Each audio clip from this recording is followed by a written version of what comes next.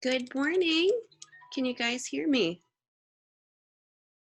All right. Great to see you guys in here. Thank you guys for being so patient too. We shifted the lecture from yesterday to today because of Labor Day. I figured it'd be easier. Good morning.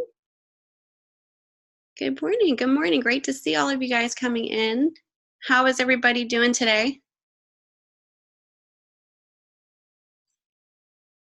Good. Awesome. Yeah, I got my cup of coffee. I'm ready to go. Yay. Awesome to have you guys in here, and welcome to DES114, Print Production and Color Theory. This is the first lecture of the mod. Hello, hello. We'll see if anybody else comes in here. Welcome, welcome. You guys ready to start a new mod here? All right, awesome. I think you guys are really going to enjoy this class. Yay, good. This class is kind of goes over the fundamentals of color theory and print production, something that we all have to think about, going into a design job.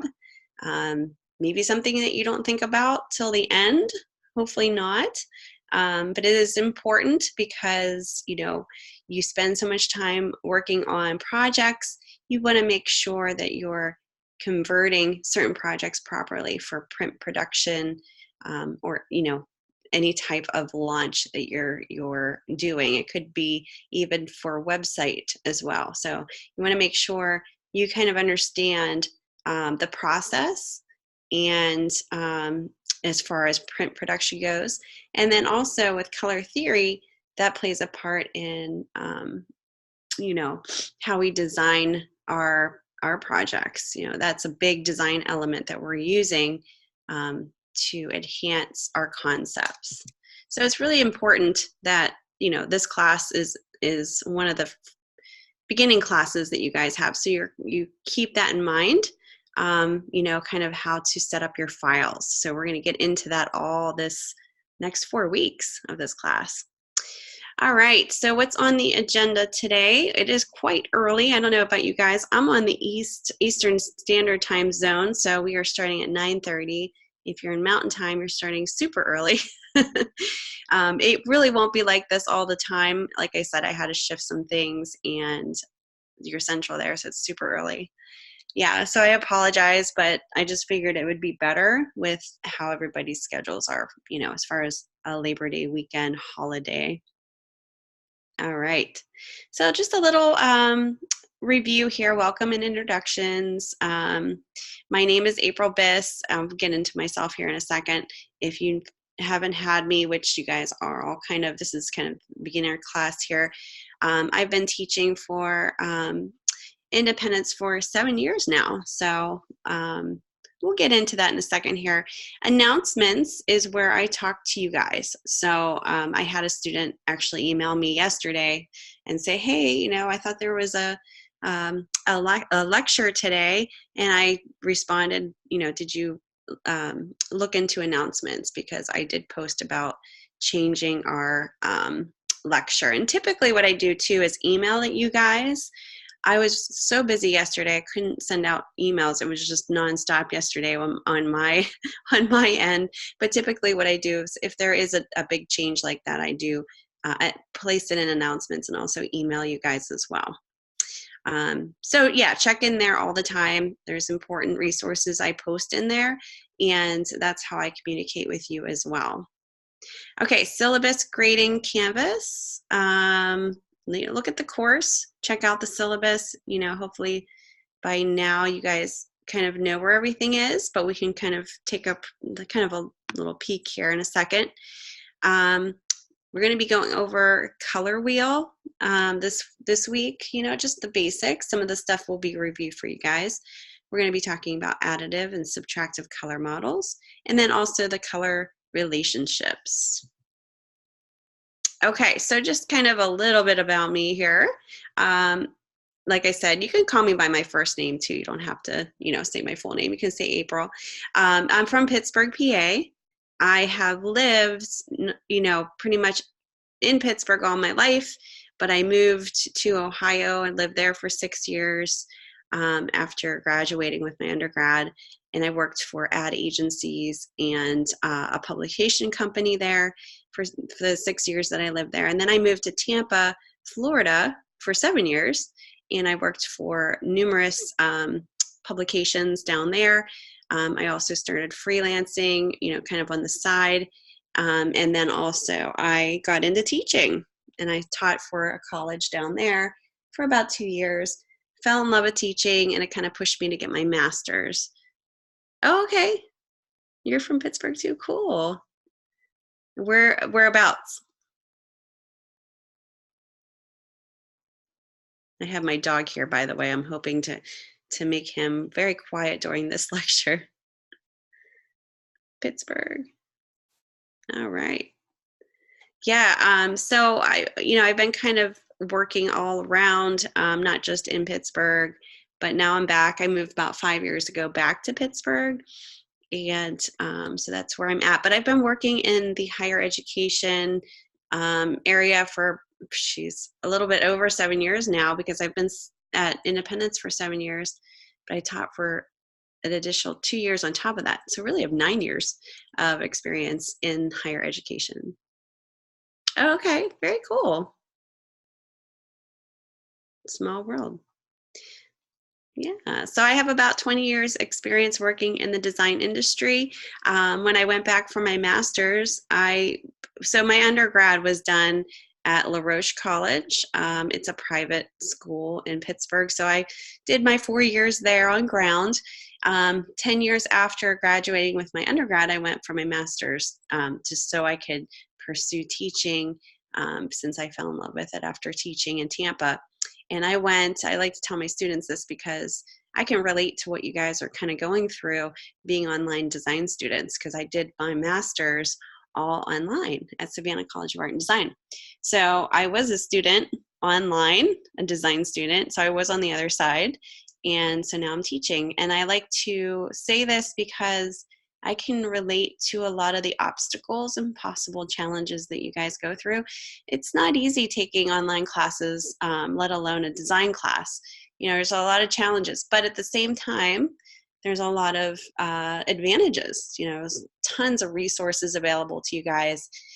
And, just even the flexibility of having an online class is great, I think, for people who are responsible with their time.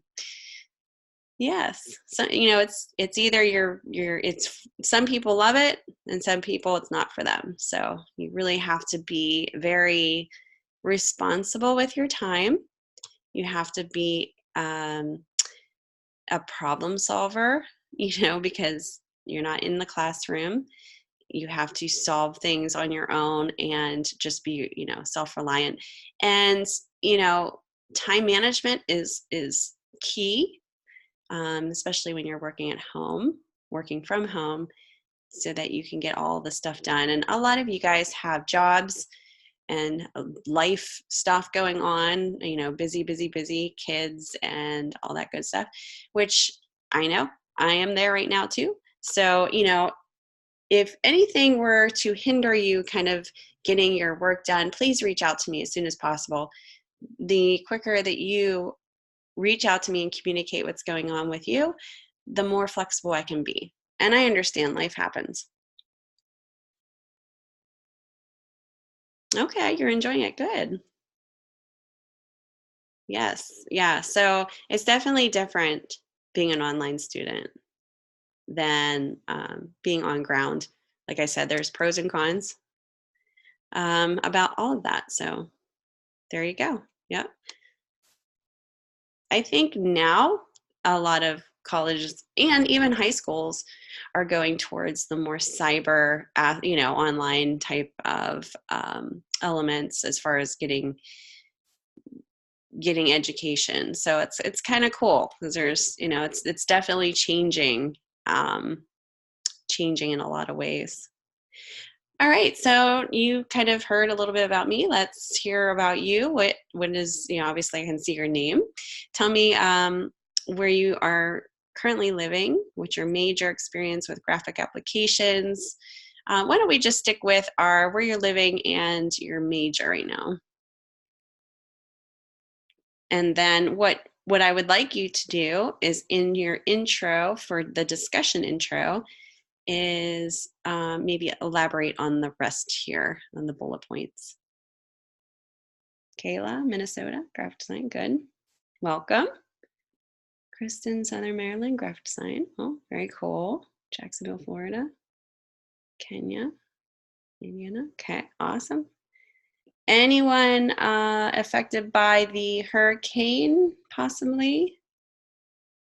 Okay, live on the other side of Pennsylvania okay, very cool. We were just in Hershey this past weekend, so close to Harrisburg. It was kind of an interesting weekend. It was very, very, I've never been to Hershey, but it was great. We had a great time.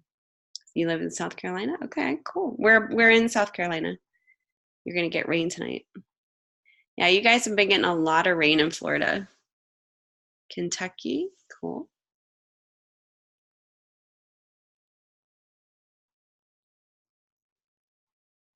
Very good. Boiling Springs. Okay, good. Great. So interesting to see where everybody is. Maybe you're not from there, but where you're currently living. I had one student in the 7 years of teaching online here who actually lived about 30 minutes from me. So it's kind of cool to see where everybody is, So it's pretty neat. Well, I'm glad to have you guys here. Like I said, I am here to help you guys succeed and learn and inspire, hopefully, and you guys inspire me and doing the same thing. But okay, very cool. They still live in good small world. But I'm here to basically, if you succeed, I succeed. So I know I'm evaluating your work and doing all that stuff, but if you have any problems or issues or are having, challenges with something, reach out to me. I want to help you. Obviously, I don't want you to be stuck, just sitting there and twiddling your thumbs. I want to help you. I want to help you succeed. Like I said, if you succeed, then I succeed. And it's all about learning in the process. So very, very cool. Pittsburgh, yay. Yeah, I mean, I like Pittsburgh. I definitely miss Florida for sure. I could move back in a heartbeat, but I have a 5-year-old daughter. Her name's Amelia May, and I'm, recently divorced, so I share custody with her. So, the move's not going to happen for probably another 14 years. But if I do, I would definitely go back to Florida. I love it. All right. Like I said, I'm going to share my screen here. There is in the discussions for this class, and don't forget there's also, and you probably don't see all of these grayed out areas because that's for teachers to see, but you do see the announcements area over here. This is where I, post every day or every other day some important information. Like right here is where I talked about the change of lecture intro for first week and the learning coach schedule. So I post a lot of great resources here, so definitely check this out all the time. Click open your announcements and check that out. Syllabus, again, if you kind of want to review just class information, this is all provided here. So if you want to click on any of these hyperlinks, it takes you to each topic here. Okay, but the introductions are, and some of you guys might have gotten started with this. If you go to your, let me see, let me click on week 1 because I think the introductions are down here. Yes, right here. So if you click on week 1, and yes, it is a button, all those weeks, week 1, 2, 3, and 4 are buttons that you can click on, and it shows the learning objectives here with a little inspirational video. But down here is very important links, course media link, and this is something that you can also find in modules. Course media is just everything that you'll need to or required to read or watch resource-wise every week. before I click on that, let's click on the week 1 introductions. This is just an add-on to your discussion 1. So you want to kind of click in here, read your little prompt, and then post just a little bit about you, where you live, things that you guys can connect to. As being an online student, it's hard because making I don't want to say making friends, but keeping connected, networking. You want to really kind of make sure that you stay connected, because when you graduate, finally, when you're done, you'll have all these really great resources from your fellow alumni, and you just never know. They could be helping you out job-wise and vice versa. So good. And plus, it's nice to kind of get connected to everybody. I had a lot of students who have stayed in touch, and they'll call each other and they'll critique each other's work. If they need help, they reach out to each other. So that's great. It's great to have that. Especially being an online student. So go ahead and do your discussion intro there. And then also, don't forget you have a regular discussion in here, which we'll go over shortly. If you go to modules, like I said, it just breaks it down into every module, kind of important information here. There's links of resources here too. There you go. You love your study buddy. That's great. Yeah. So if you have a study buddy, that's awesome. It's just valuable to have that connection. But so modules kind of breaks it down into just really easy list of resources here: library links, course media. This is where you would get into your ebook, LinkedIn Learning for just information there. There's videos there that you can check out as well.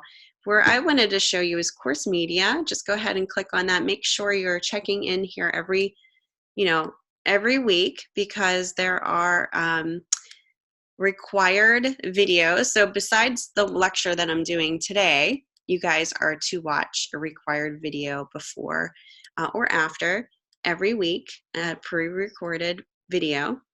So the pre-recorded video is in your course media here. So definitely check this one out after, if you haven't already. And that's just a supplement to this class and every week. Okay, so every week, week 1, week 2 is a required video that you need to watch along with this lecture. And then what I'll do is I'll post this lecture recording in the lecture area, sessions area, after I am done here. Articles that you need to read are also here, and it kind of breaks it down to what's within each article, and content covered.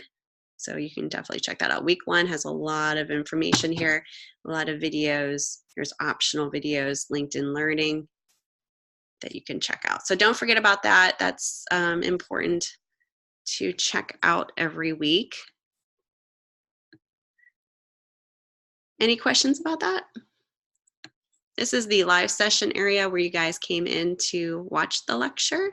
And this also has important information in regards to when our lectures are held normally, our multi-sessions, and how you get into this lecture. And after we're done here, this link will be posted here of this recording every week. Okay, so this is where you can find these videos as well, not just in your course media. Okay.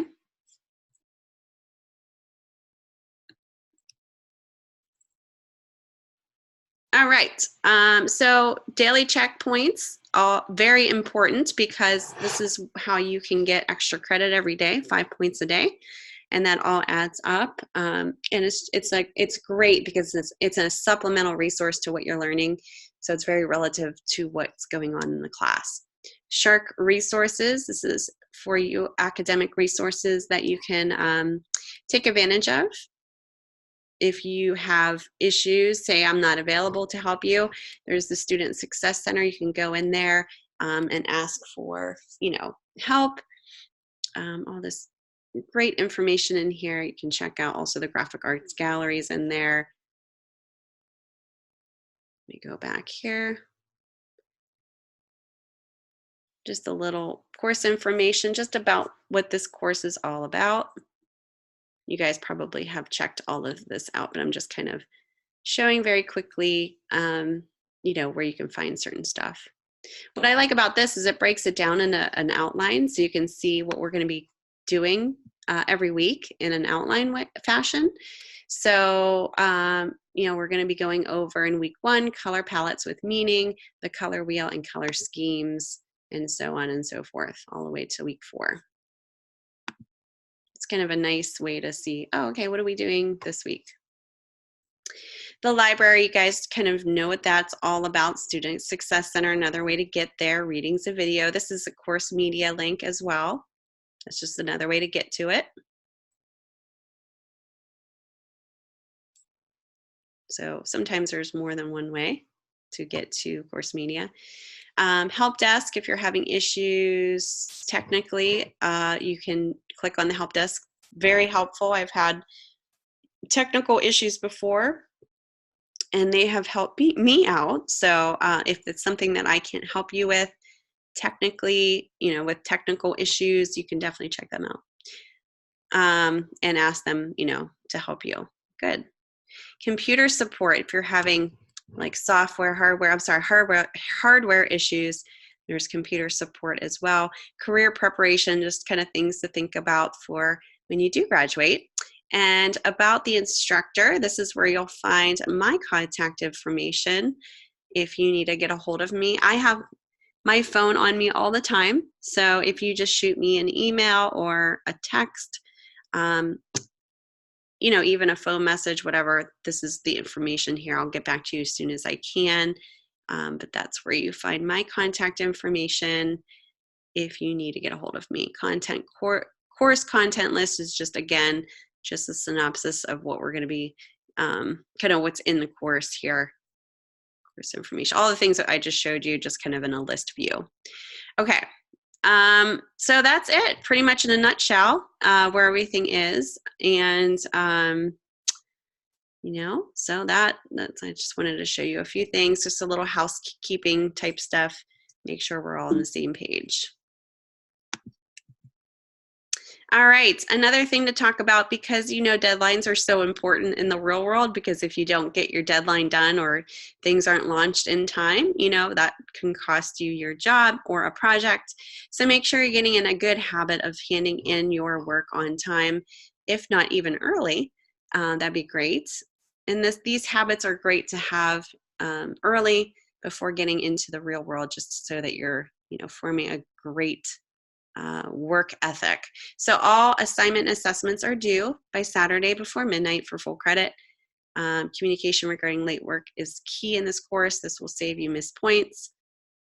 Week 4 assignments cannot be turned in late. So when we get to that point, you know, grades are due. I get a lot of panicky situations happening with students sometimes. Make sure you're getting in your work on time before grades are due. Also, your discussion post is due by Wednesday, your initial post every Wednesday before midnight for possible full credit. And don't forget to respond to 2 student peer posts before Saturday's deadline. Just kind of some little spring cleaning things here. All right, so in this course, we have objectives, and objectives are things that you are going to be walking away from learning in this course, hopefully. So upon completion of this course, you will be able to identify all parts of the color wheel and articulate common color relationships. You're going to be able to differentiate between spot and process color application and appropriate spot and color usage. Do you know what PMS means in the print production world? Does anybody know what PMS means? I know it's kind of a funny thing. Does anybody know what PMS means? Besides the obvious, right? Pantone matching system. I'll write this in the chat. This is something that when you get a job out in the real world, you will definitely know what this is. PMS colors are called Pantone matching system. So we're going to talk about that. Yes, yep. I do demos for the assignments and assessments, yep.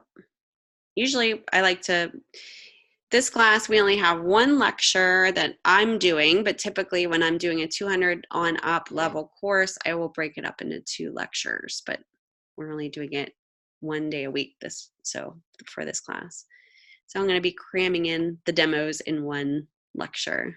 Not cramming, but I'm going to be doing 2 demos during this lecture. All right, develop a personal branded print bid sheet for use on freelance print design jobs. Demonstrate mastery of creating packaged print ready InDesign files, and demonstrate mastery of basic InDesign layout skills, including paragraph styles, baseline grid, typography, and image frames. So we're going to go over a lot of this information. You guys are going to be kind of walking away learning all of this. So this is just some of the course objectives. Just something to keep in mind if you want to succeed in this course, read in the announcements. This is how I talk to you guys, give you pertinent information.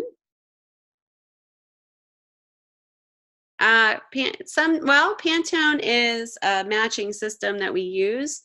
Pantone may put out a color of the year, but Pantone colors, we'll kind of discuss that, what it is as we go forward here. Yep.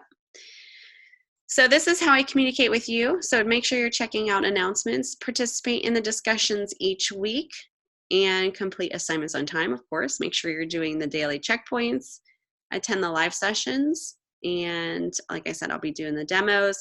Come into the multi-session if you need help, and communication is key. This is all pretty, makes sense, right? Pretty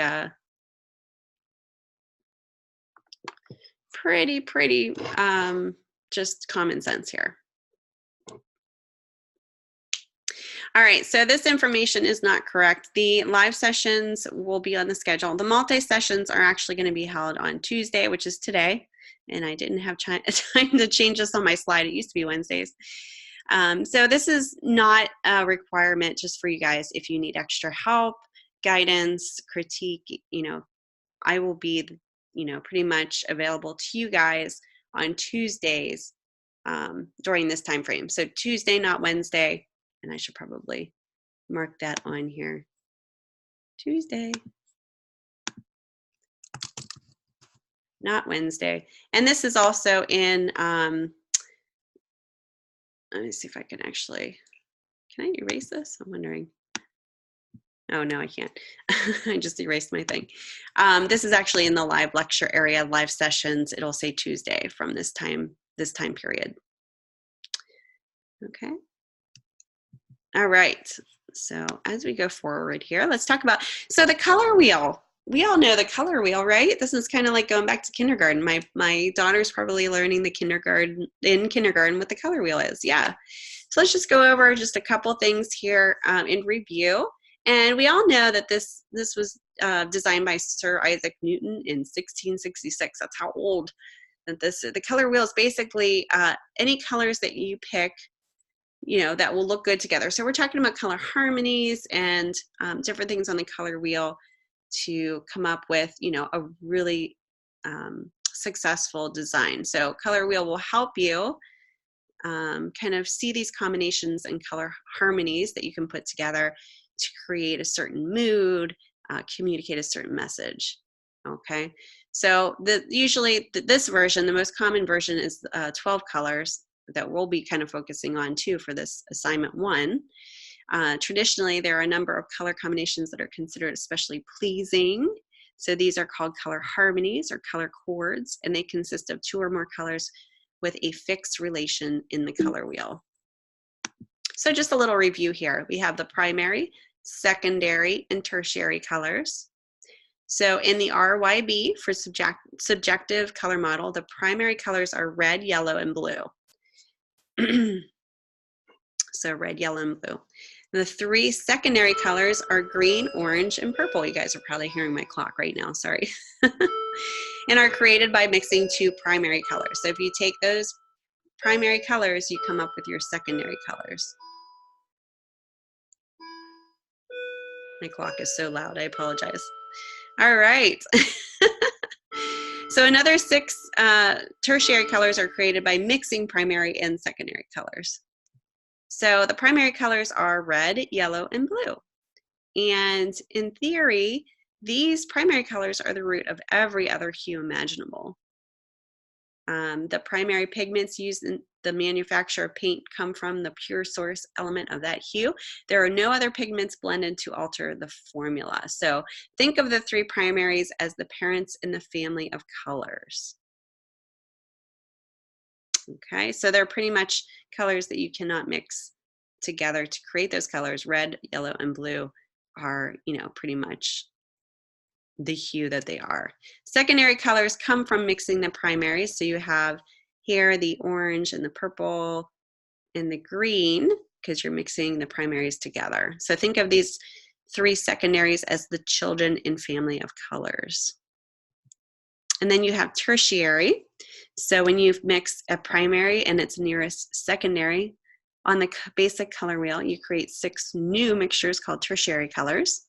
And you can think of these tertiary colors as the grandchildren in the family of colors, since their genetic makeup combines a primary and secondary color. So you got the yellow and orange makes yellow and orange, or yellow-orange.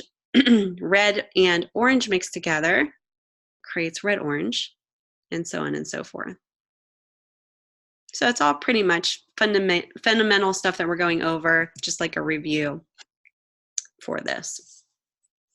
Okay, so when we're talking about additive color, we're basically combining additive primary colors with another produces pretty much an additive secondary color. So here you see RGB, you're combining these together and it produces white.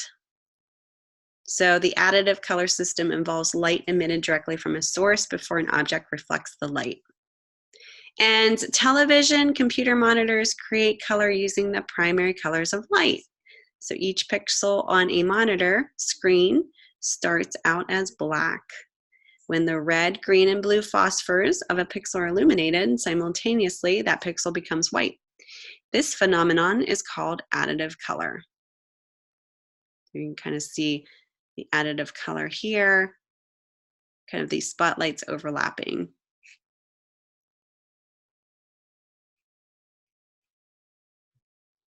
As mentioned before, these television screens and computer monitors are examples of systems that use additive color.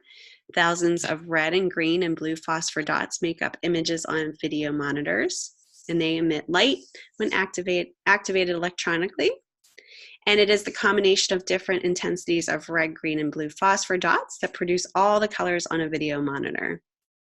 Because the dots are so small and close together, we do not see them individually, kind of like on a printed piece, when you have the CMYK plates coming together, the little dots come together. You can't see them unless you hold up like a magnifying glass or a loupe. But you see the colors formed by the mixture of light. Colors often vary from one monitor to another. This is not new information to anyone who has visited an electronics store with various brands of televisions on display. Also, colors on monitors change over time. Currently, there are no color standards for the phosphors used in manufacturing monitors for the graphic arts industry. I guess that's kind of one of the challenges when you're trying to match color. Sometimes, you want to make sure your monitor is calibrated, but, everybody's screen is different. It's one of the challenges there. So we talked about additive color. Let's talk about subtractive color. It's kind of the opposite there. So photographs, magazine, and other objects of nature, such as an apple, create color by subtracting or absorbing certain wavelengths of color while reflecting other wavelengths back to the viewer. So this phenomenon is called subtractive color. A red apple is a good example of subtractive color. The apple really has no color. It has no light energy of its own. It merely reflects the wavelengths of white light that cause us to see red and absorbs most of the other wavelengths, which evokes the sensation of red. So the viewer or detector can be the human eye, film, and camera, or light sensing instrument. It's kind of interesting to think about, when you get down to the nitty gritty of how we see color.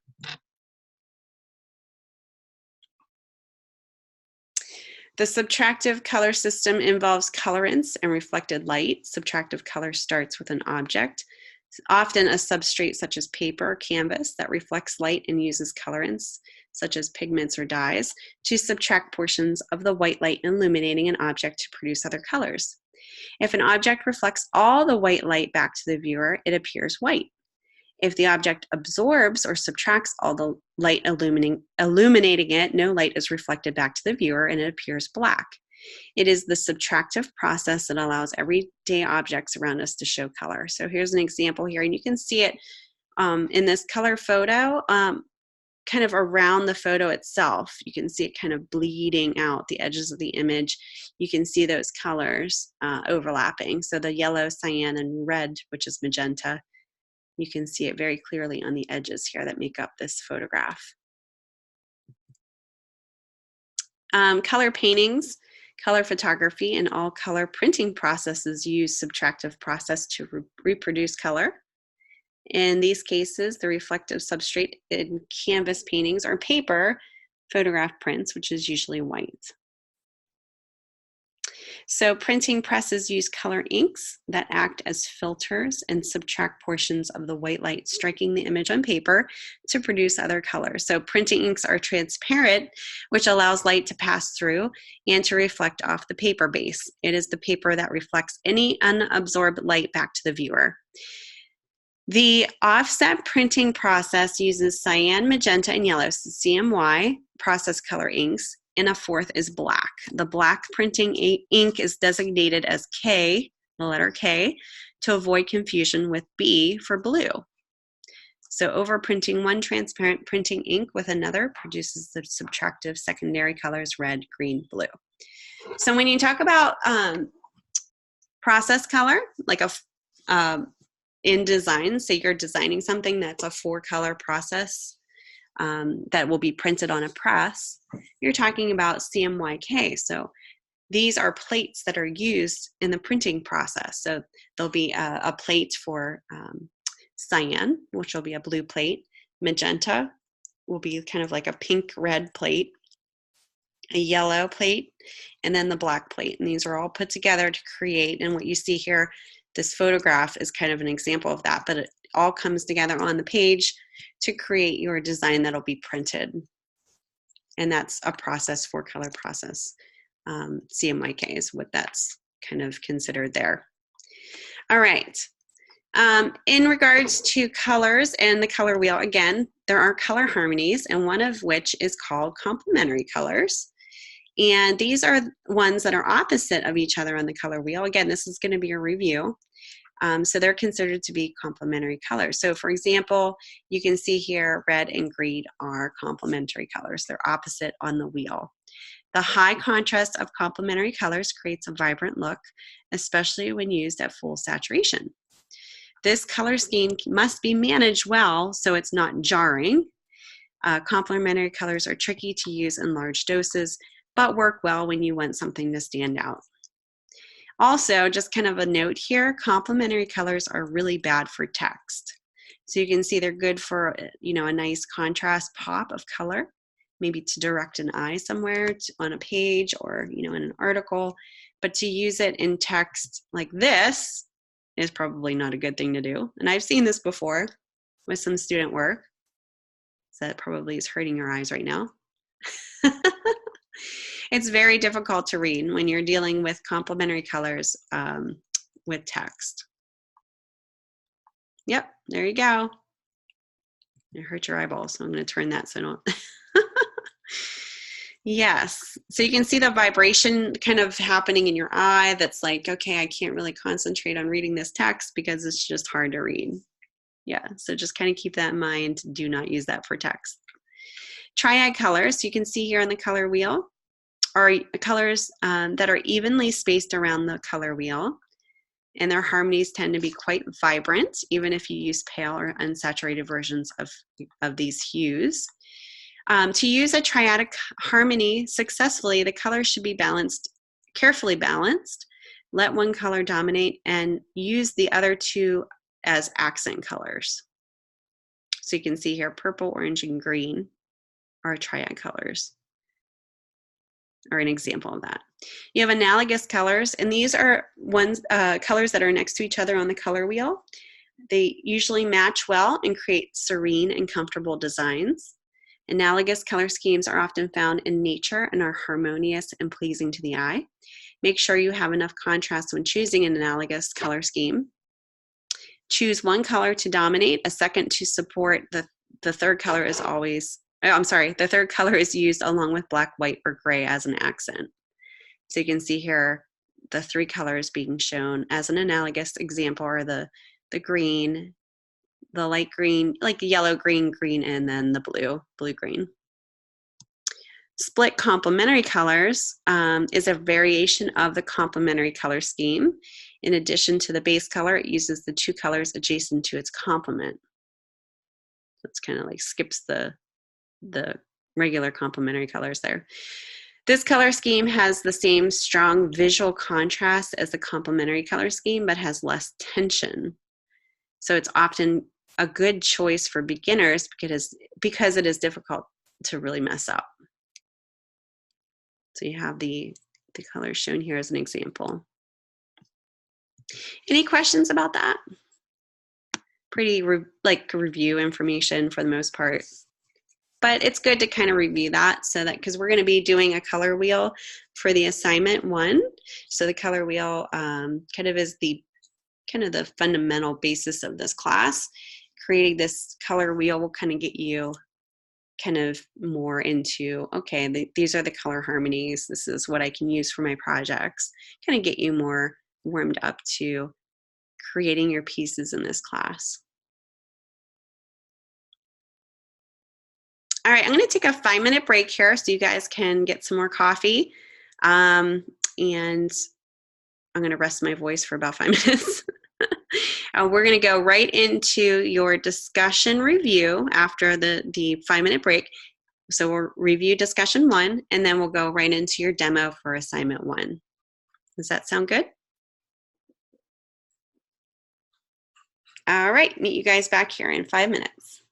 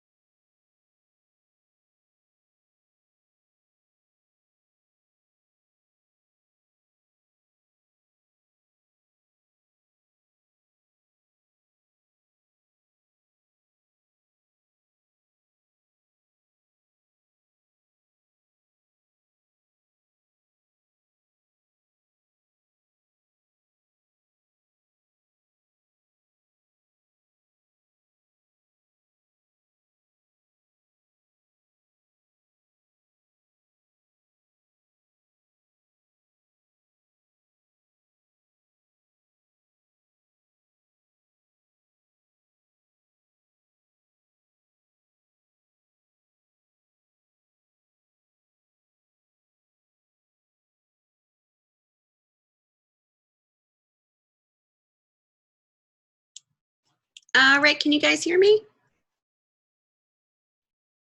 All right, great. Got some coffee. I'm ready to go. My voice is probably a little better now too. All right. Do you guys have any questions or anything that you want to talk about before I go forward here? Not yet? Okay. Let me go to the discussions here real quick. Did anybody start the discussions? Your discussion? Researching. Okay, great. I'm not going to read through all of this. You know, obviously that's something that you can do on your own. But basically what you're going to be doing in this discussion is you're kind of giving like given a common thing that happens in the design world. And this is kind of a different scenario.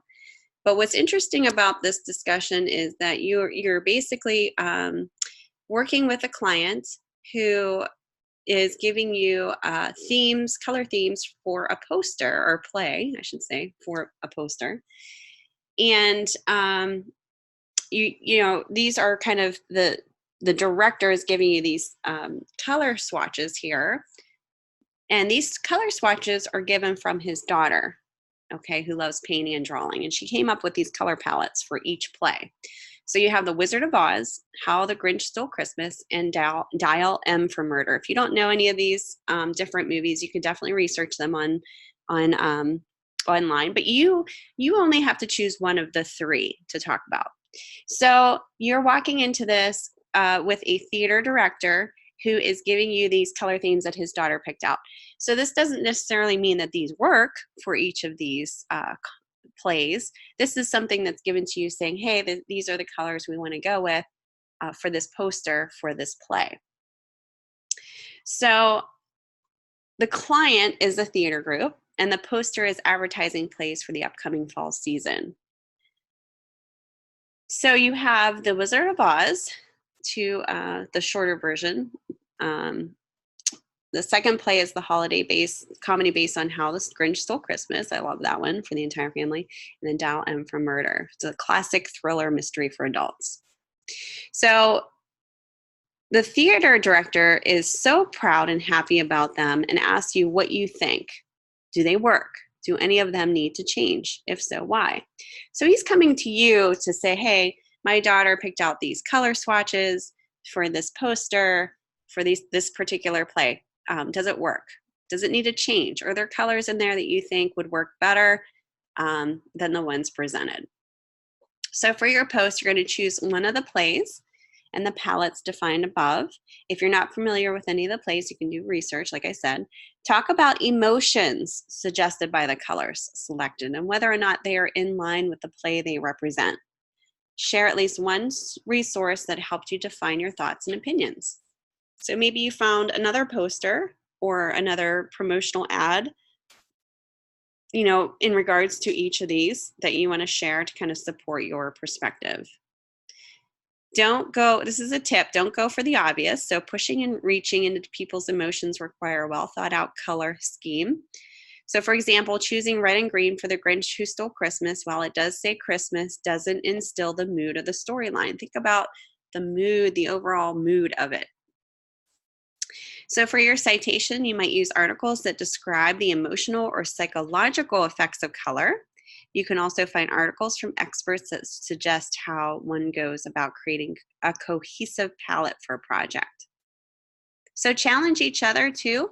Once you kind of create your initial post, go and take a look at what other people are posting, see if you can challenge their perspective, you know, and you know, have them see it in a different way if you think that, you know, there's opportunity to do so.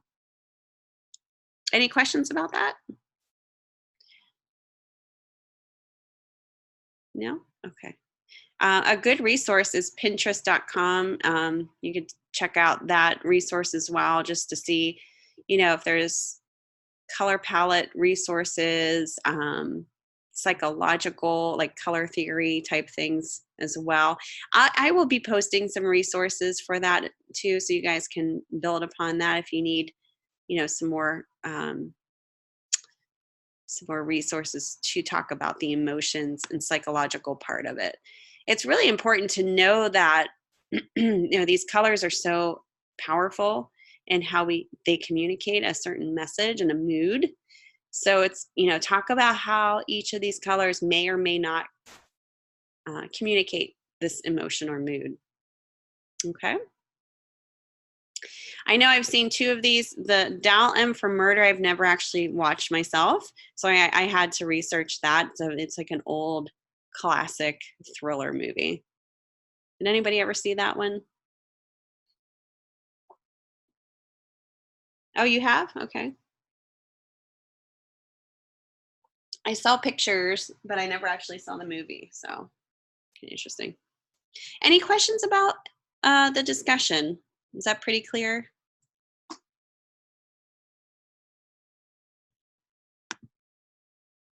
Okay. It just kind of gets you guys talking about certain colors and the mood that they create.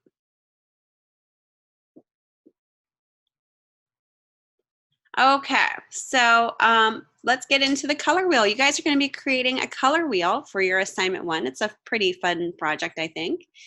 And, I think that you guys, it's up to you creatively how to come up with this color wheel. It doesn't have to look like a standard color wheel as we all see it. You could do something very creative with this as long as you're showing, the 12 colors within your color wheel.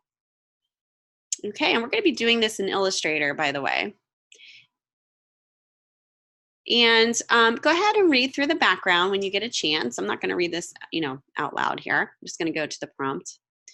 There's a little color theory basics video in here too you can check out. It's like a little 5-minute video. Okay, so for this assignment, you'll be creating a color wheel and then applying your understanding of some common color schemes to it. There will be 4 color wheels total, each demonstrating an instance where one of the following occurs. So one of the color wheels, you're going to show what complementary colors look like. Just one example. You don't have to show them all, obviously. Triadic is the second example that you're going to show. Analogous and split complementaries, kind of like what we talked about earlier. So you're going to show 4 different color wheels displaying each example. So you're going to create your assignment in Illustrator. Your document size is going to be 10 inches by 11 inches. You're going to have 4 art boards total. I'll show you how to set that up. You're going to create a color wheel on the first art board utilizing the bright color swatches. And utilize Illustrator's blend tool to create the tertiary colors. There's a little tutorial here. You can be straightforward with this using circles in a traditional circular pattern, or more creative by changing up the shapes and layout, but you must keep the correct order. So make sure your colors are in order so you can see the order here. And then obviously that will ensure that your color schemes work properly. As long as the relationships are in the above order and are easy to identify, have fun with this. Duplicate your color wheel to the other 3 artboards when you're done with the first. That's kind of an easy way to keep it consistent. And then you can just change up, the examples within. Indicate one color scheme. So you have complementary, triadic, analogous, and split complementary on each board using lines or something similar to show the relationship. You only need to show one instance of each relationship. And I would actually, and I'm going to show you this here too, indicate on the artboard itself which color scheme that you are showing in verbally, so in text. That way, if I'm looking at your 4 artboards and there's something that's off, I kind of know which one and say, hey, this is the color scheme that needs revised, and I can actually specifically tell you. Export your 4 artboards when you're done into a multi-page PDF, and then you're going to save your PDF with that name, your first and last, assignment 1, and submit it. Any questions so far? It's pretty easy. All right, so let's go ahead and I'm going to open up Illustrator here. We'll just do a little demo and I can show you kind of how, just a way that you can do it if you want to play around with this method here. So I'm going to go File, New in Illustrator, and it's 10 by 11. So make sure that when you go into File New, you're creating a document in inches. So go ahead and take a look over here. Make sure it says inches. Everything else looks good. You can keep everything set up in default shown there. All right, so on the upper right-hand corner of your workspace, you'll see essentials, possibly, depending on what's defaulted when you open your page. So what I'm going to do is I'm going to kind of reset this, just so, because right now all my palettes are kind of all over the place. This is just a good way to reset. Go ahead and click and select the essentials and drop down and select reset. This kind of just resets all of your palettes so they're not all over the place. Now this is kind of neat because you can pick out certain panels that you would be using. So let's say if we're doing more of a typography piece, if you selected typography, it's going to set up your panels for strictly typography. Same thing with painting. So it's kind of cool. And you can save your own too. Kind of gives you your own panels. But I'm just going to go to essentials. That's just easier for what we need right now. All right, so, and I don't know if I showed you this or not, but document setup, when we were there, the artboards, let me do this again. File New. The artboard setting is here. So I'm going to set this to 1 just because it's kind of easier to do it this way if you just set it to 1, and then what we'll do is I'll show you kind of how to copy that after we create the color wheel. Okay, let's go ahead and name this. So go ahead and name this DES114 assignment 1. And then first and last name. And you're going to just save the AI file somewhere on your computer. The AI file is your native file. That's the working file. That's where you can go in and edit. And then when we're done, we'll be saving it out as a PDF. All right. So there's different ways that you can create a color wheel.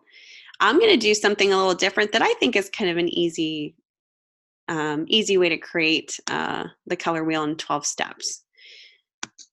12-step color wheel, I should say, not in 12 steps. So, there's the traditional color wheel, but I want to do something different. You don't have to use circles either. You can use different designs. You could do stars. You can even, whatever you decide to do. As long as you're showing the 12 step color wheel and having the appropriate colors within that, that's what's important, okay? So you can try this on your own and then see kind of what you want to do with it if you want to design it differently. Okay, so I'm going to go to the ellipse tool. And the ellipse tool, if you hold the shift key, if you don't hold the shift key down, you can create ovals, which aren't proportionate. I want to do a proportionate circle, so a perfect circle. So I'm going to hold the shift key down, and as I'm dragging this out, I'm going to create this circle, which is kind of, you can see there's space around it, not real big. And this circle is just going to be kind of hanging out here. Now, make sure you go up to before you do anything else here, go up to your view panel and just make sure that your smart guides are turned on. These smart guides will help you intuitively snap your elements into place. So you can see intuitively, this is telling me here, I'm going to show you here, as I'm pulling this up in the center, it's going to say, hey, there's the center right there, plop. It's kind of telling me intuitively where the center is, okay, when I'm dragging my element over. Okay, the next step, I'm going to take, again, the ellipse tool, and I'm going to make a smaller circle. This one just kind of this size. It's not really, it's definitely smaller than the first. And with this circle, what we're going to do is we're going to make this a symbol, because right now it is a shape, just a shape, vector line shape. So we're going to go up to Window and choose Symbols. And it'll bring up these symbols here. Kind of looks like this. It's a funny snowman. That's right. Oh, don't talk about snow. I don't want to hear it. No, we're not talking about snow. All right, it does look like a snowman though. Okay, we're gonna drag and drop this right into the symbols. That's how you create a symbol. Just drag and drop it in there. You can also click on the upper right-hand corner of the panel and say new symbol as well. So there's always a couple ways to do things, but I'm gonna just drag and drop it. And I'm gonna name this just a small circle. And then I'm going to change my export type to graphic. Everything else is fine, click OK. And you'll see the symbol appear up here. So anytime I would drag this out, there's the symbol. Okay, so now it's a symbol. And this will allow me to duplicate this very easily going around this other circle. So I'm going to select both circles. So just select all, which is Command A, or edit. I'm sorry, is it edit? Select all. I'm always like in other, I was like in InDesign mode here. So some of these are different here. Let's see, select all is under, obviously, select all. Yeah, it's different in InDesign. That's why I'm like InDesign mode here. All right, then go to your align panel, which mine is showing up right here. If you don't see it on your screen, you want to go up to window align, and you just want to align center these two shapes. So this one right here. All right, the next thing that you want to do, I'm going to get rid of that so it's easy, is select both, and then, so select all. Take your rotate tool, just click one time on the rotate tool, which is the little, kind of like the rotate arrow here. I think R on your keyboard is the shortcut key. And you want to select the Alt Option key as you click right in the center here. Just click one time, hold down the Alt Option key. And what that's going to do is it's going to apply a rotate to your smaller circle that will go all the way around your bigger circle. Now make sure that you type in 30 degrees here. And if you hit preview, it kind of will show you what it's doing. And then the important part of this is hitting copy. What that's going to do is going to make it a copy so you can copy and paste this all the way around your bigger circle. So once you hit copy, it's going to make a copy of that rotated 30-degree angle. And now all you need to do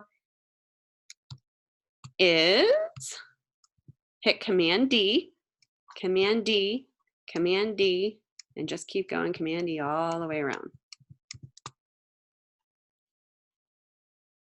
Command D is a way to paste in the duplicate copy all the way around. Copied circle.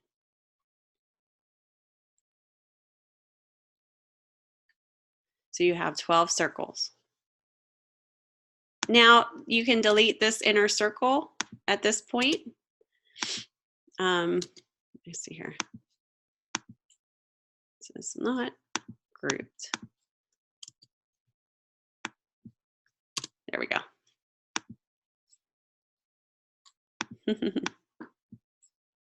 Okay, so we have a nice circular pattern here of our color wheel, so we can start applying color. I'm going to save this, file save first. Okay. The next thing that I need to do is to kind of figure out my colors in here, my 12 steps. So there's different ways that you can do this. I'm going to show you one way using the blend tool.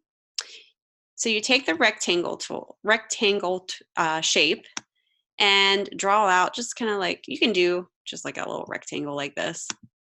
And I'm going to make this just like a regular red color.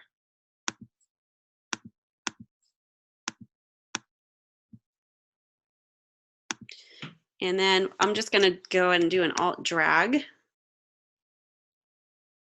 and an Alt drag.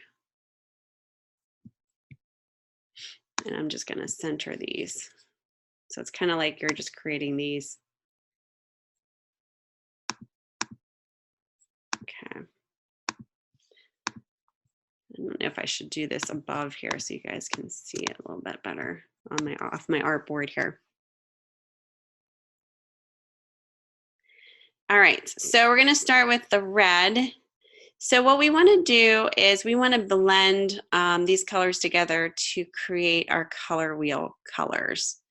So the red in the color wheel, if you ever see a color wheel here, you know that it starts usually with the red on the top, green's kind of on the bottom, blue left, you have the color wheel, all three primary colors are shown. There's no alt option on your keyboard. Yes, if you're on a Mac, it's an alt option.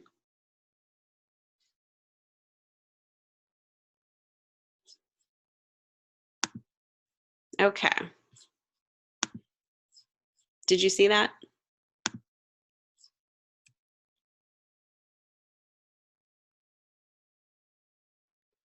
Yep, okay. So we're gonna make this color, instead of red, I'm gonna click on my fill, I'm gonna make it the yellow. Just primary colors here. And then this would be blue. So you got your primary colors here. You're welcome. All right, so we have the red to the yellow, and then the yellow to the blue. And we're gonna blend these, okay? So we're gonna select the first rectangle and shift select the second rectangle. Not the third one, just these two. And then what we're gonna do is we're gonna go up to Object on your menu bar and choose Blend. Now we're gonna just choose the blend options because we wanna change some of the options there. There's options to choose spacing, which would be smooth color, specified steps, or distance. Let's click on that drop-down menu and choose specified steps. And in between here, let's see, what are we gonna do? I think I did 4, 5, 6, 7. I think I did 4 in between each of these before, but I think I can do something different here. So let's see. Yeah, about 4 or 5 steps in between. 9, 7. Yep. Let's do 6 steps. I might have to pull these away from each other here. Let me see what happens. So I'm going to choose 6 steps. And when I click OK, it doesn't do anything. This is key. This is an extra step that you have to do. You have to go right back up to Object and choose Blend again, and then choose Make.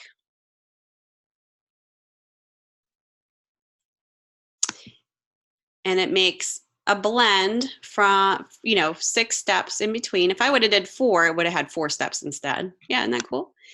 And it's linked together, so you can see. Let me zoom in here. So if I were to move this around, it would be together. So that's kind of cool.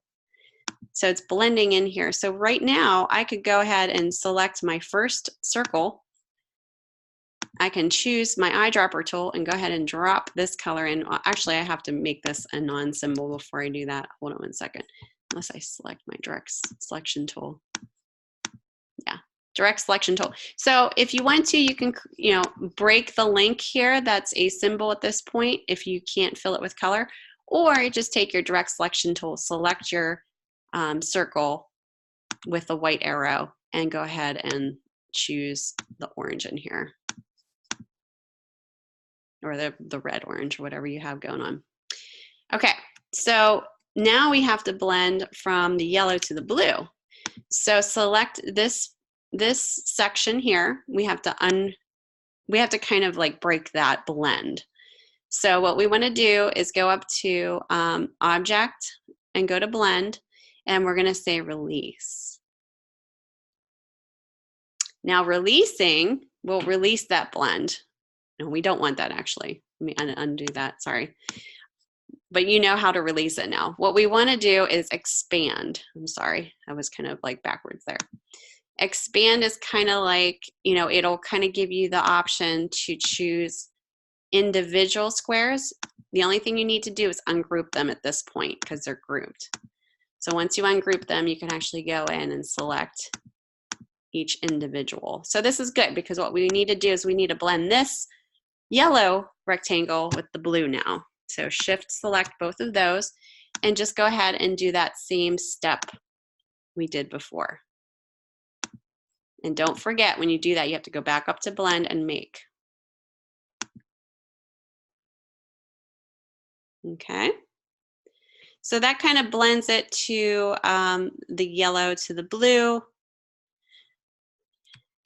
So you have at least something to go off of for your steps. The only thing is you don't have the purple. We'd have to blend the, at this point, let's release this one, or I'm sorry, not release, expand, and then ungroup. We'd have to do a blue and a red blend.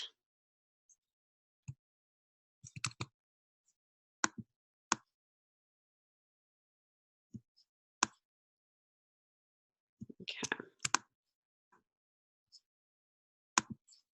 But it's just an easy way to get, excuse me, your colors for your color wheel. Okay. Any questions about that?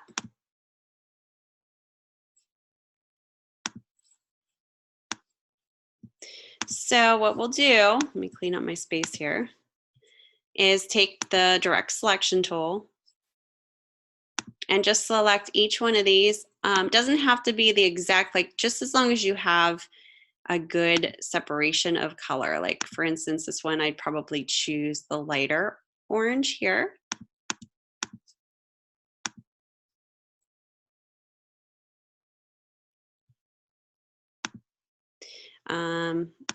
Even going lighter.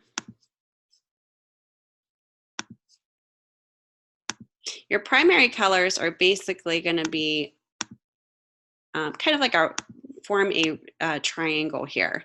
So this should be the solid yellow color that we started with. This should be the solid red color that we started with. And this one should be the solid hue of blue that we started with. So, oh, no, this one, sorry. Okay. Okay, so as long as you have those three in place, then you can kind of fill in the rest here based on the blends that you did up here.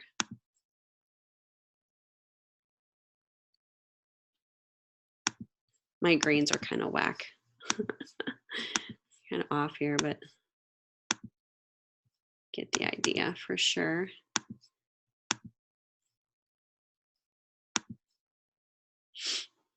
And then this would be kind of like a green blue. Oops. And then this one obviously would be a darker, like a purpley, getting into the purples here. So these are the tertiary colors. Oops.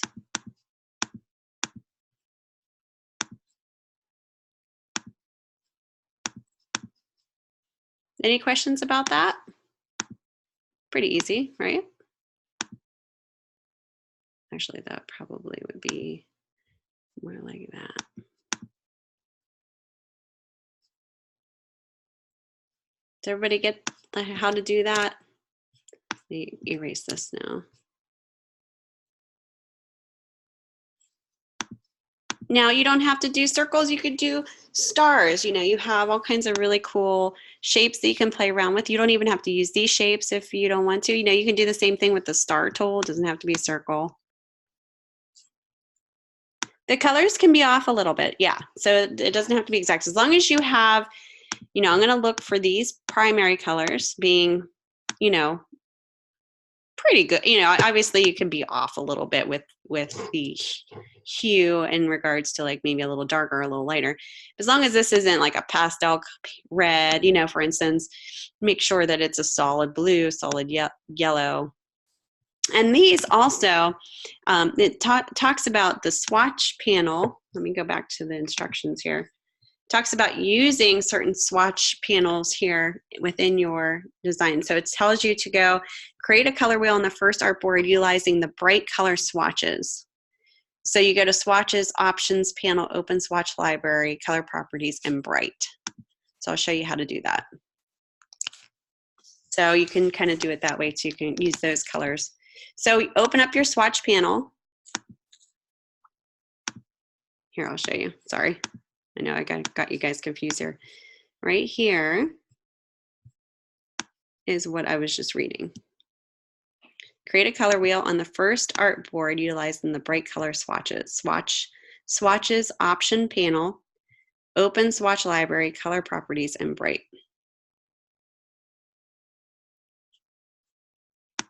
Okay, so you would just go to the upper right hand corner. Let me share my screen here. Yeah, sorry, I was a little kind of jumped back into that specifications there. Okay, go to your swatch panel. If you don't see it, go up to window and choose swatches here. Go up to the right hand corner and open swatch library. Actually, let me pull this over so you can see. And in here you have, under color properties, bright. So they're telling you to choose colors from here.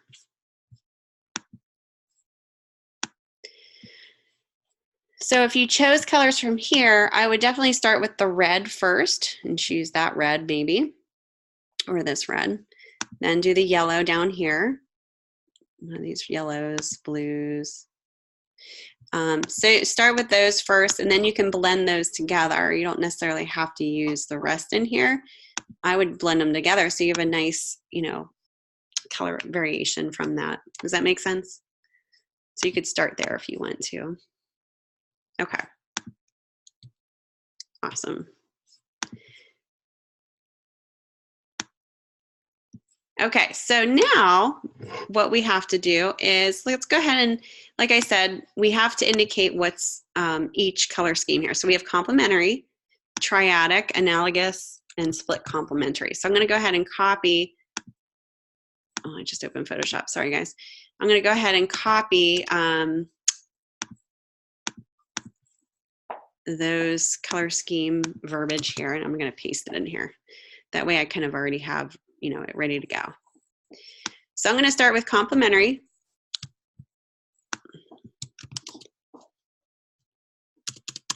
Just make sure you guys spell check if you're not copying and pasting. I've had students that type in the color scheme words and then it's not spelled correctly. So just make sure you're spelling it correctly or doing a spell check if you're typing it in. Okay, I'm just going to make it like 36 points. It doesn't matter what typeface. You could kind of play around with that if you want. But I would get this set up so you're showing this on the board here somewhere, either below or above, doesn't matter. That way I kind of know what you're showing, even though you have it visually here. I'm going to pull this up a little bit to balance better. So if there's something going on, I'll be like, oh, you know what, your complementary color scheme. I know that what you're trying to show, maybe the actual signifiers aren't correct. Okay. So for instance, on this one, I'm going to just choose a very simple circle to go in between to indicate a complementary color scheme. Now it's up to you. Don't show all of them, obviously. You just want to show one example of each. So for example, it could be green and red. They're opposite on the color wheel. So that's my indicator, just this little white dot, very simple. You could do something creative too in the background. I would say don't go with colors other than maybe white or black in the background.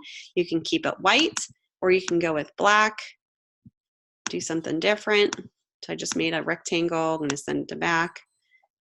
Just make sure, obviously, you're going to need to change the copy to be white, but you do something like that. I would steer clear of any other colors other than white and black just because it takes away from the color wheel. So keep it, pretty simple there. How did I do that? So I just took the square rectangle tool and I clicked on the upper left-hand corner and clicked and dragged it all the way down. and released it. Or you know what you can do too, you can double click on, I'm sorry, not double click, select the rectangle tool and then select just one time, hit on your canvas, and you can set it to the size of your canvas, so 10 by 11, and it'll create a perfect size square for the background of your, oh, the middle of the circle? Like this here? I just created a white circle that's smaller. So like I took the ellipse tool, I held down the shift key, and I created a white dot for the middle.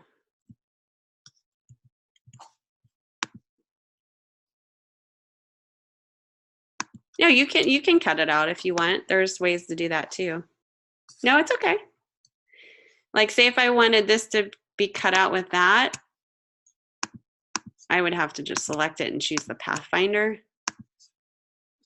Where's my Pathfinder? Oh, not that. What am I doing here? Undo.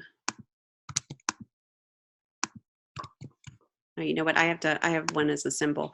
Anyway, you would choose, I think this is still showing as a symbol, this one. That's why it's not doing it. So I'd have to release this. Hold on one second. Symbol. Break link to symbol. Here we go. Move this up a little bit. Where's my Pathfinder? Yeah, there are ways that you can, right there. So you can actually cut out the middle by using the shape modes minus front. So there are ways that you could do that. So right now, you know, this shape has a hole in it like a donut.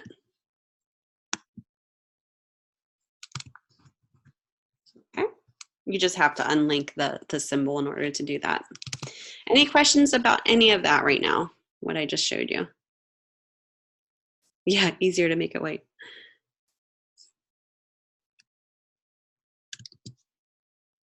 Okay, so now that I have this all ready to go, this is why I said just use one artboard at first, because it'll be easier if you do one artboard and then copy that artboard. So let's go ahead and choose artboards. All right, and you can see the one artboards here. All we need to do is duplicate this. So go ahead and drag it down into that little document down below here. You can even click on the right-hand corner and just say duplicate artboards. So it's completely up to you how you want to do that, but do 4 of them.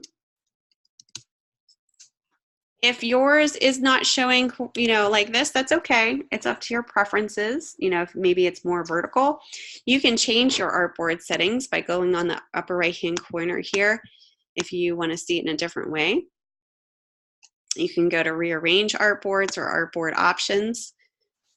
Let's go to rearrange artboards here. So like say if you wanted to do, you can even change the spacing here, which mine's at 6. Let's say you want to arrange by column. You can do it this way. You can change the space in between. Let's say I'll just do like a 2-inch in between. So it's completely up to you and your preferences. It doesn't matter as long as you have 4 artboards. But see how it duplicated? So all I need to do now is change my signifiers and my copy.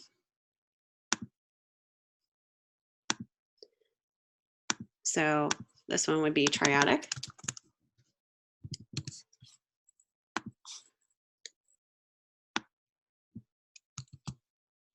And this one would be analogous. And then this one would be split complementary. Okay. Now I would say make sure it's centered. You know, obviously these aren't centered. Go ahead and select the word along with the square. Yeah, I'm getting to that. Oops, I'm getting to that. I just didn't get to that point yet here. But yeah, we'll be changing the signifiers on each one. Yep. I'm just kind of making sure this is all aligned And then I have the proper wording so that when I do change it, I'm good to go. Okay, so let's do a little quiz here because we know what complementary is. Could you give me an example of what triadic would be?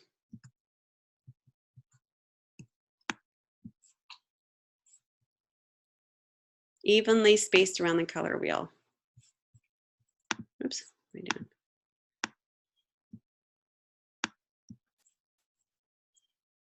Red, blue, yellow, 3 colors. So triadic colors are evenly spaced around the wheel. They use color harmonies.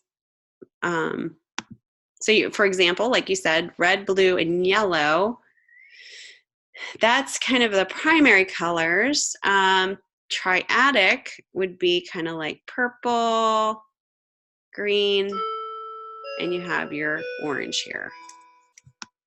So it's kind of like opposite of what it's like almost like skipping one up from, or 2 up from your primary. So from blue it goes to purple, 2 up, from yellow goes 2 up towards the red here. Now it doesn't necessarily mean that you have to pick these colors either. You know, you could go with these colors. Oh, let me see here.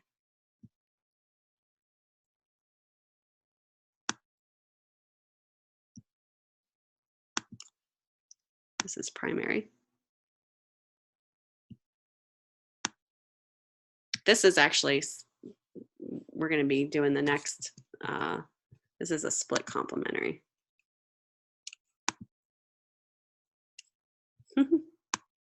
So I kind of jumped the gun here. Can you guys give me another example of a triadic color scheme? I'm going to go back to what I was doing here. Oh.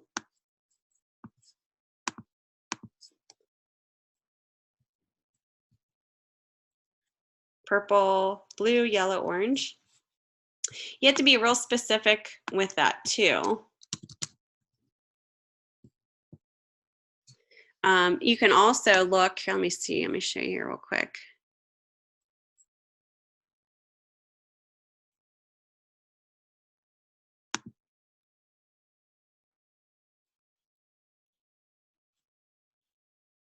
Trying to find if there's like an easy way to show you guys how to do this. I actually have, does anybody actually have a color wheel at home?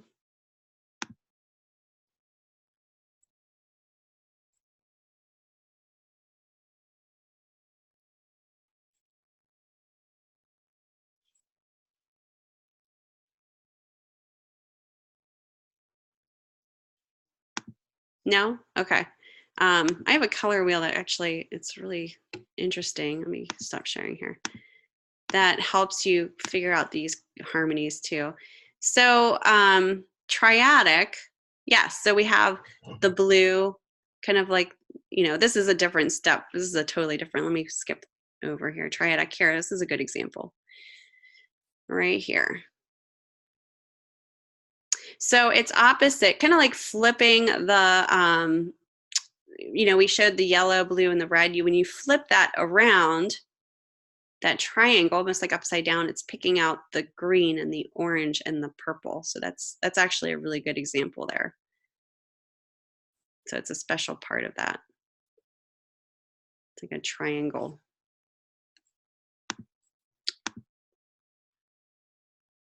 And it's also it can also be the blue and the yellow and the red if you want to show it that way too. Yep, yeah, it's a spinning triangle, yep. All right, so that, let me see here. Yep. That's an example of triadic. And I could center these in here. I just have to unlock my symbols, but. Okay, analogous. Can anybody give me an example of analogous?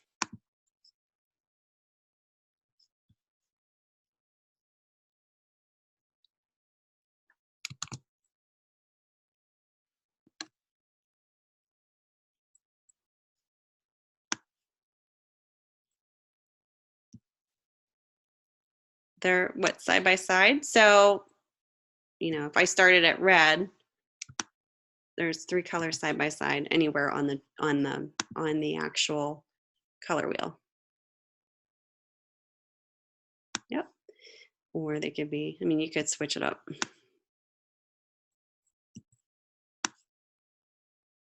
That's analogous too.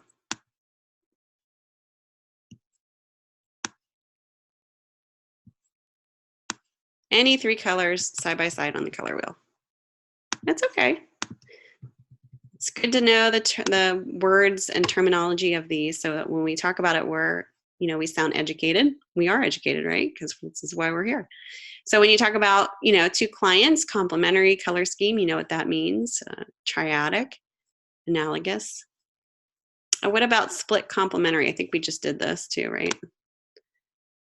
I was telling you before, to, opposite of the, primary color and then directly across. This could be another example here. I'm just going to show you different examples.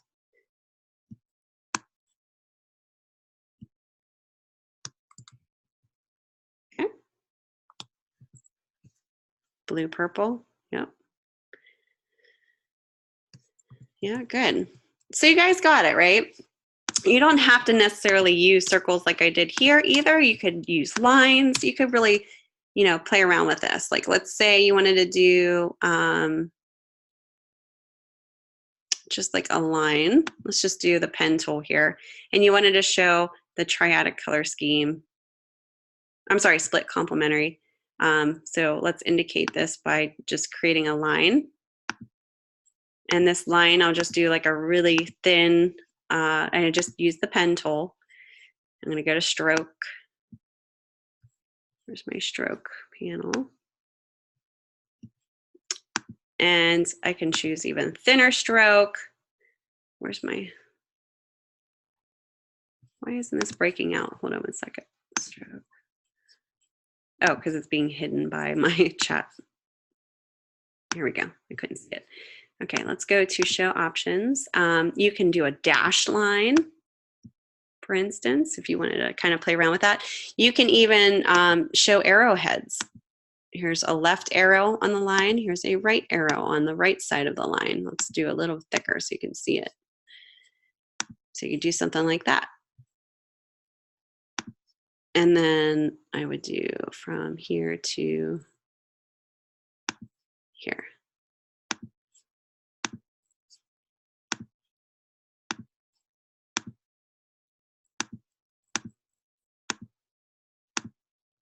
Yeah, so you do something kind of cool like that. If you don't want to do the dash, just undo the dash. You just do regular lines with arrows, or if you don't want to do the arrows, take the arrows out. And then you can combine these 2 together. Do something like that.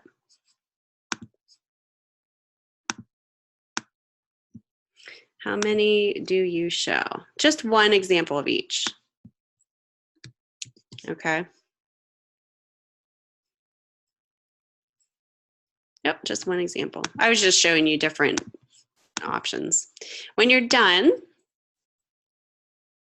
go ahead and save it out. Save it first, and then you're going to save as a PDF. So when you go save as, you want to click the format and choose Adobe PDF. Save it to wherever you know where it's at. Make sure it's all the artboard pages. And then before you submit it, just make sure you check the PDF. Don't open it in, Acrobat. Look at all your pages. Everything looks good. I'm going to do that right now.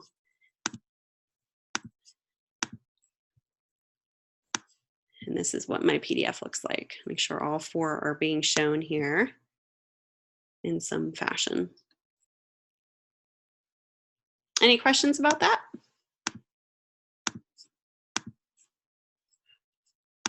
I think it's a fun assignment. Good. All right. Very good. So we'll just move right along here. Awesome. And like I said, if you are having issues trying to figure out different color combinations, just do some research, you know, see if you have a color wheel at home, that's nice. I have one like, you know, that kind of spins around so you can pick out different color schemes. Okay, last but not least, there's another fun assessment here.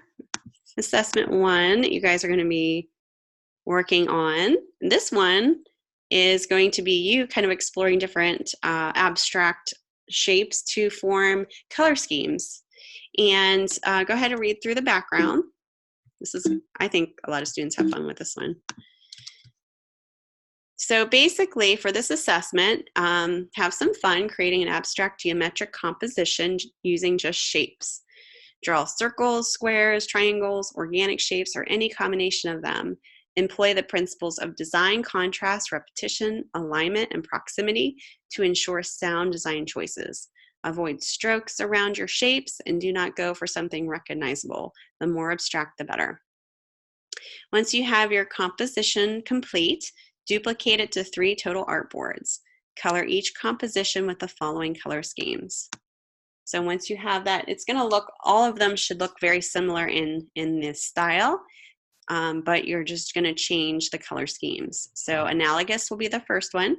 So you'll show analogous colors. Complementary will be the second, and monochromatic is the third. I'll show you how to easily do that too. You're going to do this in Illustrator. Your artboards, you're going to have 3, size 8 inches by 8 inches. Utilize the analogous color scheme for one composition. You may use tints and tones of the colors for this composition. So for example, you don't have to use the 100% hue of each color. You can kind of have it being more pastel or maybe darker. So, you know, adjusting the darkness and the brightness is definitely something that you can play around with. Utilize a complementary color scheme for one composition. You can use tints and tones of your colors. Tints and tones, like I said, tints is like the lightness of the color, so I can add more white to it. Tones is adding more black. So utilize a complementary color scheme for one composition plus one neutral color as an accent as well. So you can use like a gray or a black, you know, some type of neutral color. Consider mixing your 2 main colors to see what sort of neutral they create and then tinting that down. So you can actually do that as well. Utilize a monochromatic color scheme for the third one for one composition. For this one, utilize the blending techniques that you employed for the tertiary colors and the assignment for this week. Mixing your base color with black, a shade, or white, which is a tint, and 50% gray tone, and saving the steps between. Any questions? And I'm going to show you an easy way to find these color schemes too, so that, you know, if you don't want to blend them, you can easily find them in a different way. Okay. So I'll show you here in a second. Let me open up my Illustrator again. I'm going to do File New, and we're just going to create one 8x8 board here. So 8 inches by 8 inches.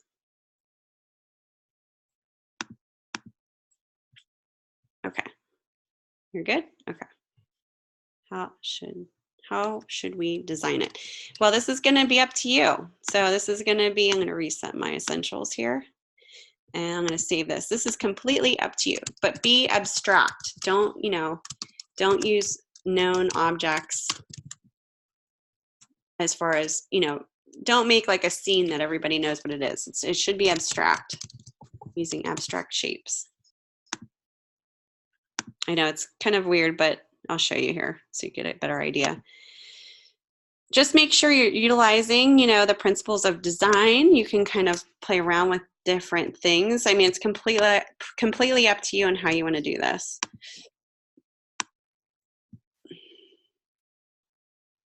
Okay, so there's different, I'm going to show you some, let's see here. And again, you might want to, and I really want you guys to do this too, have the names in here like we did before, because I know a lot of students don't do this with this particular assessment. And I'm like, okay, well, what were you trying to show here? So make sure you're adding that to your each artboard here. So the first one's analogous. I'm going to pull this down here just for now. So it's completely up to you. If you want to do something really cool, maybe a pattern of some sort, you can do that, kind of play around with that. Do like a pattern.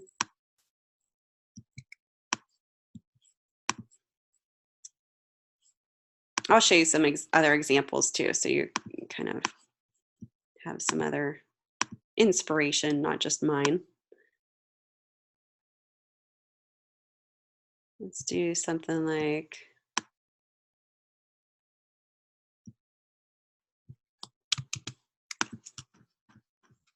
I'm gonna group these so that I can align these a little bit better here. There we go. And I'm just dragging copies of this to kind of create this pattern.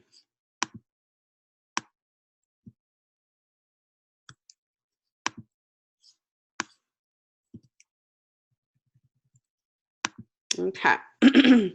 So this would be analogous. I'm going to take all the strokes off of here. That's the black border. We don't want a stroke, so I'm going to set that to none. Now I won't be able to see, obviously. Let me set this to black so you can, or gray, let's see. Okay, so you can do really cool stuff with this. Like you can play around with the shapes of this. Doesn't have to be as equal as I have up here. You can do, let's see, different effects here. Play around with some of the things in here. You have really cool up in effects. You have really cool ways to kind of do different things here. Let me see, rise. I'm going to choose rise here. If you hit preview, you'll see like kind of the things applying to it.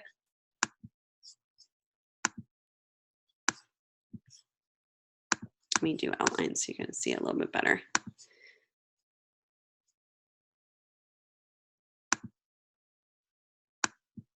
You can do some really cool stuff with this, with these type of effects. It's kind of hard to do on shapes. I'm going to keep it simple though for you guys. All right, so now, just kind of play around with it. You don't have to be as symmetrical as I have here. It can be kind of all over the place too as far as your objects. Now I'm going to go up to, let's see, color. I'm going to go up to my color guide. So if you go under window and you choose color guide, this panel box will pop up. And this is kind of nice because this kind of helps you pick out different colors based on the color that you choose. So let's say I want to fill this. Let's undo get rid of the stroke here. Let's say I want to fill this particular, all these circles a specific color. So let's do blue. Do like a light blue. Click OK. Now if I go to color guide and I choose this color to be my base color, I'm just going to click right on it to choose as my base color. And then I go into my drop down menu here and I want to choose analogous. So there's different analogous schemes in here. There's one just called analogous. And as long as I'm clicking on that base color, it's going to set it to that example. This one has kind of like very similar shades. This one's a little bit more contrasted, for example, but these are analogous colors. So that's kind of a nice way to find what analogous colors are within that color that you chose. So now I have this color guide. Yep, you can use those. Yep. So now I can change this. So, maybe this next line here of circles. Now this is the tints of this color, and that would be added white, and then this would be the shades adding dark. So as long as you're kind of adding each of these into your design, this is what analogous colors are. Kind of play around with it, maybe even do variants of this, something like that.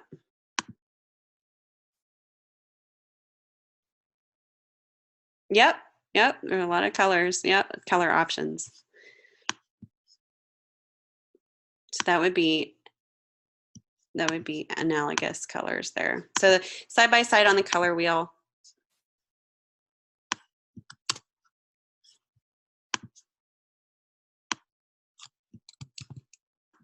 And then I'm just going to put the word here somewhere so we know it's analogous.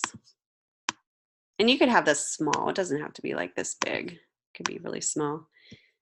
Completely up to you. And then you can kind of play around with it. Do some really funky stuff with it.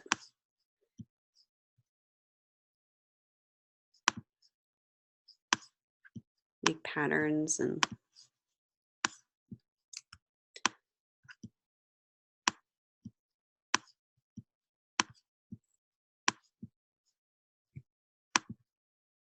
do all kinds of stuff.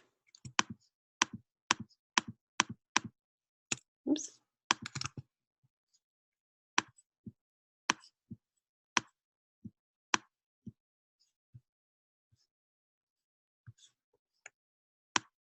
Now I'm just kind of shifting stuff around, making it kind of all jumbled up.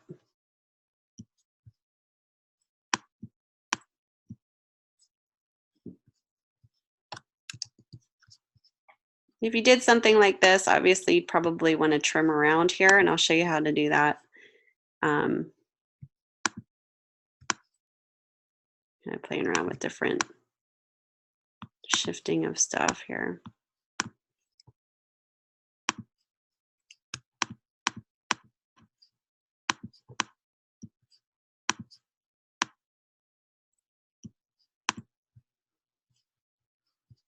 Just have fun with it, you know, like play around with the overall look of it. Mine's looking kind of messy right now. I'm just doing random stuff, just kind of playing around. All right, so if you're doing something like this and you want to trim this, I'll show you how to do that really easily. So say you don't want all this stuff around the edges, go ahead and take your rectangle tool and draw the box that's kind of the same size as your canvas here. So I'm going to choose white so you can see it. How am I moving it like that? Moving what? I'm sorry, I just saw your comment there. Moving my work. I'm selecting it all and just kind of moving it around with my selection tool. And then, you know, they're all kind of grouped together. I'm just kind of.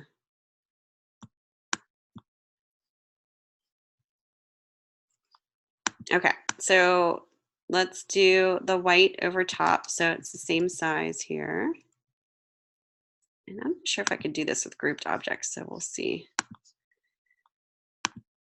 And then just do a select all. I'm sorry, with the shape and then what you want to kind of cut out. Yeah. I'm doing all kinds of stuff here. Let me see if I could do this. I might not be able to do this with grouped objects here. Let me see.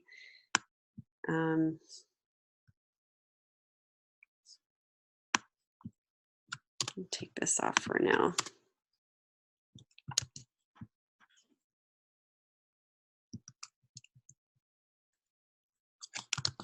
I'm gonna do a select all. I might have to do this differently. Clipping mask, make. There we go. Okay. So what I did was I made the square where I want to trim my outer layers, and I want to do a select all so that I'm selecting not only the square that's over top, but also all of my objects. So this is all selected now. Then I go up to object and I choose clipping mask and I choose make.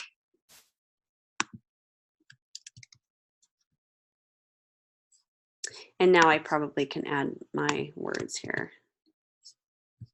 I just didn't want to do that with the clipping mask.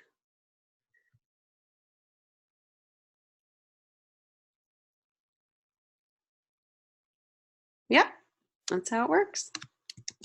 All right, so the only weird thing, if you use that clipping mask, you're gonna have to release it for the next artboards. So let me show you here real quick. Bring up artboards. Okay, so what we're gonna do is we're gonna duplicate this a couple times. 3 times because you're going to have 3 examples. So do the exact same thing as we did before, just kind of copying it. And I'm going to set this a little differently here because these are too close together. So I want to go back to my artboard settings like I showed you. Space them out a little bit more, rearrange artboards. Let's give them like maybe, let's do 6 inches in between and we'll do vertical. Only because I have a lot, and you'll see this when I release this, I have a lot on my outside here. Okay, so the next one will be complementary. So it's important that you keep the design the same, you're just changing the color scheme and the name here. So complementary is your second one.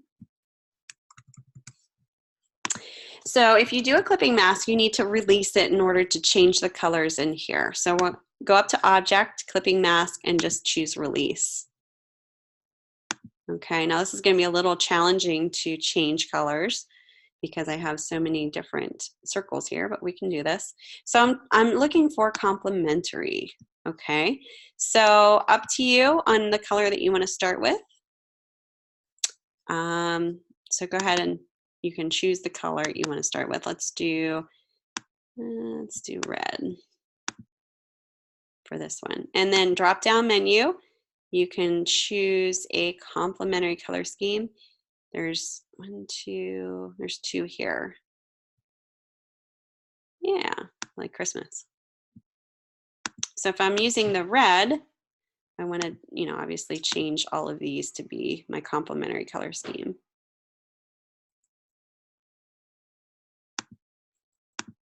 And you can use the tints and the tones of that color like specified in the instructions. Okay.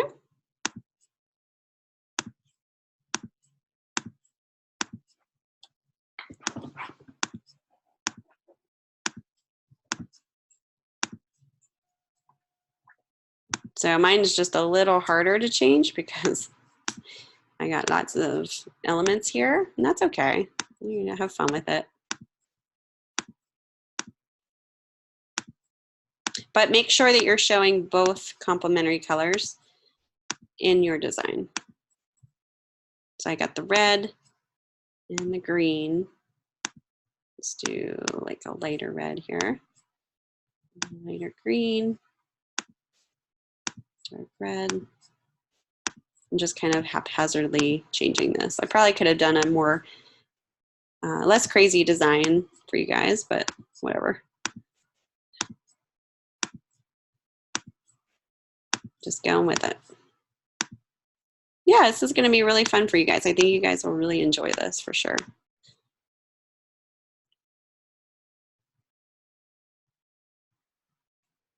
You can make your shapes, then copy, and then go back to color each bad. I don't know if I understand that. And again, I'm just going to make my square here and cut this all out. Oh, can you make your shapes, then copy, and then go back to each? Yep. I'm just going to pull this away because I need to select all of this.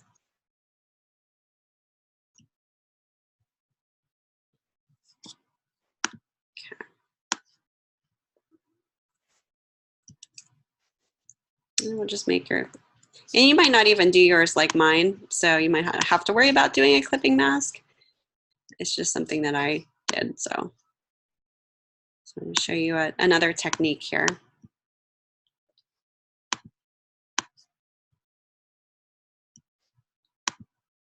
Yep, exactly. So there's my analogous, there's my complementary, and then this one is your, should be your monochromatic.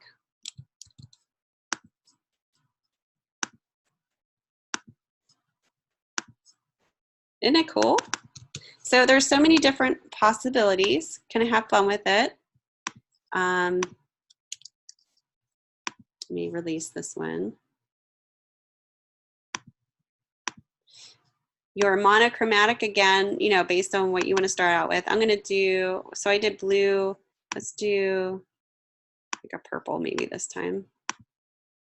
And then drop down menu and you can go to your monochromatic of that. This is kind of pretty monochromatic too that you see on here, but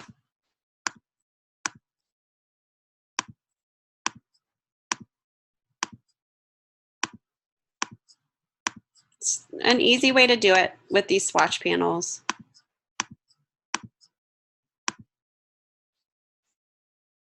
Yep. Whichever color you want to start out with. It's completely up to you. As long as you're showing the correct color combination based on what you're showing, you know, for each color scheme, that's what I'm looking for.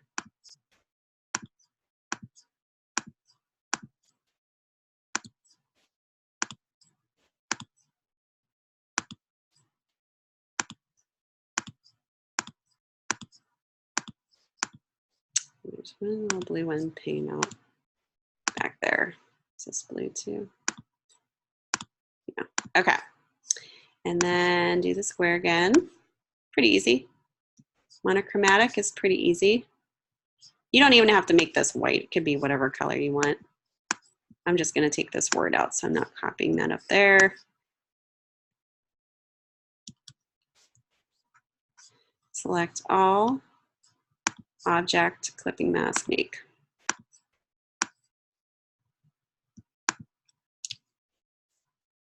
Okay, pretty easy. I know, I do too. So you can see that if I can talk, the design doesn't change. It's just the color schemes that change. When you're done, you're going to save as a PDF just like you did before. And again, I would definitely open it up, make sure everything looks good after you save it.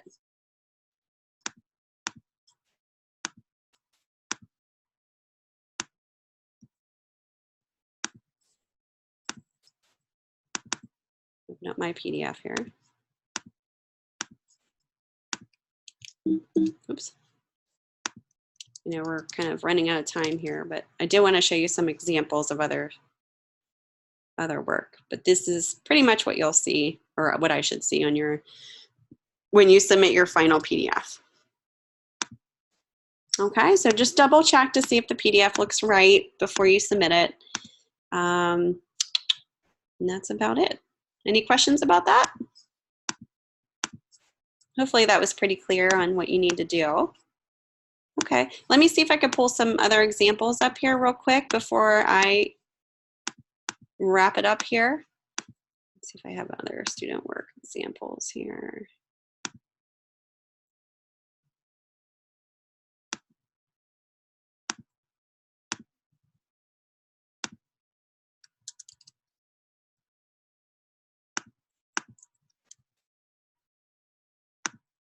We do, give me 1 second.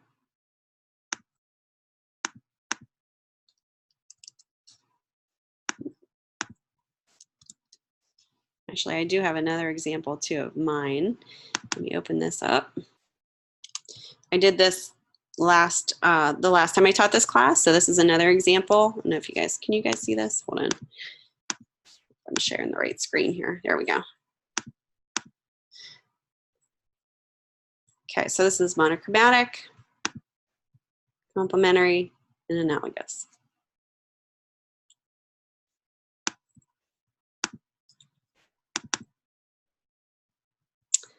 Here's another one using stars. Do something like that.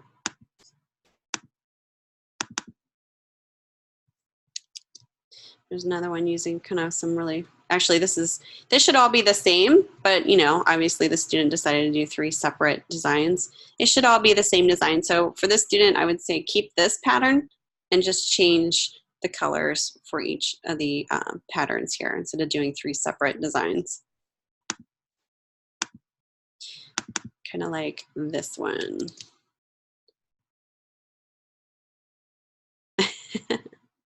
There you go. All right.